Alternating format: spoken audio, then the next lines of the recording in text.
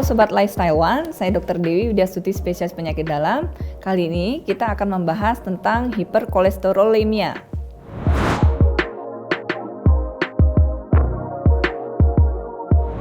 Hiperkolesterolemia ini adalah suatu keadaan atau kondisi di mana terjadinya peningkatan kadar kolesterol di dalam darah. Nah, kolesterol ini sendiri sebenarnya adalah bentuk dari lemak di dalam darah dan dia bisa berikatan dengan protein atau kita sebut dengan lipoprotein. Ada beberapa jenis kolesterol, ya, diantaranya adalah LDL atau low density lipoprotein.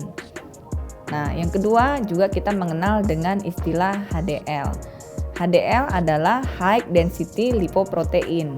Dan kemudian yang ketiga kita juga mengenal adanya triglycerid. Dan yang keempat biasanya kita sebut dengan total kolesterol. Nah, dalam pemeriksaan kolesterol dalam darah ini biasanya keempat item ini juga kita bisa memeriksa secara bersamaan dengan syarat melakukan puasa sebelumnya, kondisi dipuasakan 8-12 jam.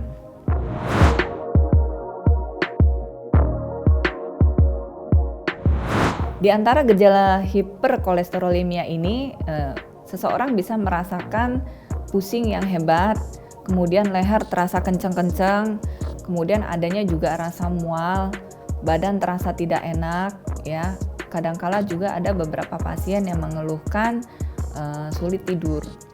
Untuk penyebab kolesterol ini sendiri, biasanya kita harus flashback tentang masalah apa yang dia makan. Nah, konsumsi makanan yang mengandung kolesterol tinggi diantaranya adalah yang pertama makanan laut, ya, atau kita kenal dengan seafood. Nah, ada beberapa jenis makanan seafood ini yang tertinggi kolesterolnya adalah yang pertama kerang, udang, cumi, ya, dan kepiting. Tidak termasuk ikan. Kalau untuk ikan dan daging kita masih boleh mengkonsumsinya dalam batas yang wajar.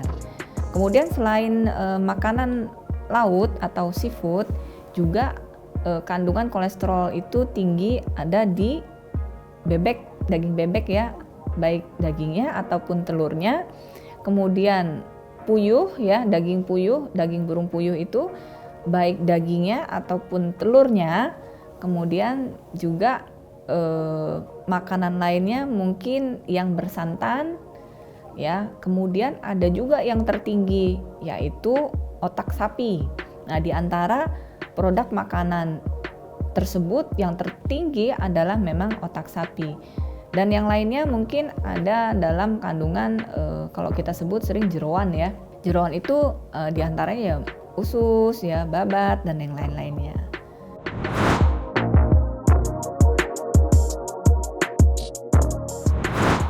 Kadang-kadang seseorang mengalami gejala ini munculnya tidak bersamaan.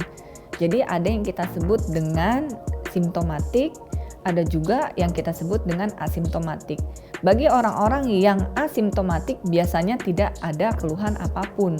Setelah dia makan konsumsi yang mengandung kolesterol tinggi, baik beberapa jam maupun beberapa hari kemudian ataupun beberapa minggu, biasanya dia tidak mengalami keluhan apapun. Jadi sebenarnya parameter waktu ini tidak menjadi patokan, ya, untuk seseorang mengalami gejala-gejala hiperkolesterolemia. Untuk penyebab kolesterol ini sendiri memang kita harus pahami dulu berbagai penyebabnya. Yang pertama, ada beberapa kondisi seseorang menderita hiperkolesterolemia ini adalah karena faktor genetik, ya. Jadi kalau orang-orang dengan faktor genetik, dia makan ataupun tidak makan dengan kandungan kolesterol yang tinggi, ini juga sudah bisa mengalami kolesterol tinggi dalam darahnya. Jadi tidak dipengaruhi oleh makanan, ya. Jadi itu yang harus kita pahami. Nah, yang berikutnya adalah pasien-pasien yang memang mengalami kolesterol tinggi oleh karena faktor lifestyle atau gaya hidup. Nah, di situ mungkin peranan modifikasi lifestyle atau gaya hidup itu sangat penting bagi orang-orang yang memang tidak memiliki faktor genetik, tetapi oleh karena faktor lainnya. Ya, untuk melakukan pengelolaan, bagaimana sih saya harus mengobati kolesterol ini? Memang ada beberapa cara. Yang pertama adalah untuk mengurangi konsumsi kolesterol tinggi. Jadi menghindari makan makanan yang memang kandungannya mengandung makanan yang kolesterolnya tinggi. Contoh ya tadi itu ya yang kita sebutkan, jenis makanan bersantan, kemudian seafood, ada juga daging bebek, juga telur, puyuh ya, dan berbagai hal yang menyebabkan kolesterol kita dalam darah menjadi tinggi. Nah, untuk obat-obatannya ini juga tergantung dari bagaimana gambaran profil kolesterol kita. Jadi di situ nanti kita harus melakukan pengukuran terlebih dahulu. Ya, contoh misalkan ternyata dalam keempat profil kolesterol yang kita cek itu kadangkala ada yang seseorang mengalami total kolesterolnya yang dominan. Ya, total kolesterol ini biasanya kita berikan beberapa alternatif pemberian obat statin misalnya, atau niacin misalnya. Nah, untuk pasien-pasien dengan peningkatan kadar trigliserid, nah ini juga sangat penting bahwa konsumsi makanan golongan kacang-kacangan juga bisa menjadi penyebabnya ya. Jadi disarankan bagi mereka untuk mengurangi konsumsi kacang-kacangan. Apapun produk kacang-kacangan itu, misalkan seperti buncis, kacang kapri ya, atau mungkin coklat yang mengandung almond ya, itu banyak sekali kacang-kacangan. Jadi bagi orang yang memiliki kadar trigliserid yang tinggi dalam darahnya, kita sarankan untuk mengurangi makanan golongan kacang-kacangan. Nah, itu sebenarnya sebagai salah satu cara ya untuk mencegah juga ya. Selain mengobati juga bisa mencegah. Nah, jadi sebenarnya antara penyebab ataupun kausanya itu sebenarnya mana yang terjadi lebih dulu, itu sebaiknya kita lebih baik preventif ya. Daripada mengobati, sebaiknya kita mencegah dulu ya daripada mengobati.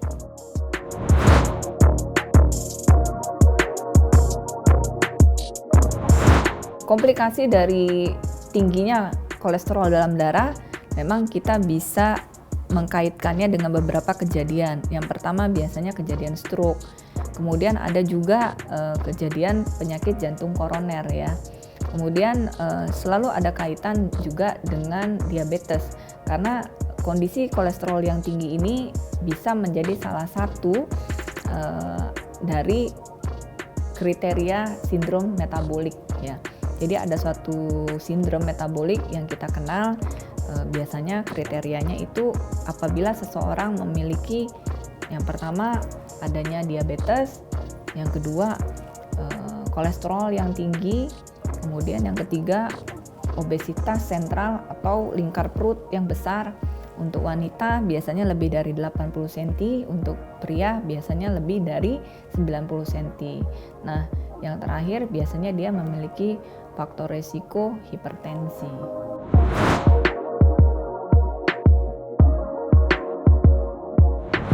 Untuk prevalensi kolesterol dialami oleh orang usia muda atau usia tua memang tidak menjadi patokan yang mutlak.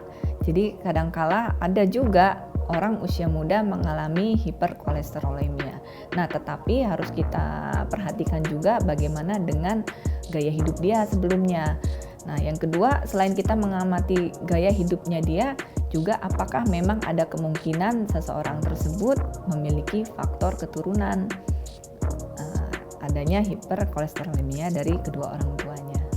Kadar atau nilai atau kita sebut juga dengan cut off point dari tingginya kolesterolemia ini adalah kalau untuk kolesterol total dikatakan tinggi apabila di atas dari 200 mg per desiliter. Untuk trigliserid biasanya kita menggunakan cut off point lebih dari 130 atau 150 ya. Kemudian untuk LDL bagi orang-orang yang dengan faktor risiko jantung itu memang harus lebih strict. dikatakan tinggi apabila nilai kadar LDL-nya lebih dari 100. Nah, untuk HDL, semakin tinggi nilai HDL itu justru semakin baik karena dia juga disebut dengan kolesterol baik. Untuk nilai normalnya rentangnya adalah lebih dari 40 sampai dengan 60. Maka semakin nilainya tinggi itu semakin bagus untuk nilai HDL dalam darah. Sekian penjelasan saya tentang hiperkolesterolemia. Saya Dr. Dewi Widyastuti, spesialis penyakit dalam. Dan bila ada pertanyaan, silakan tuliskan di kolom komentar di bawah ini. Sampai jumpa.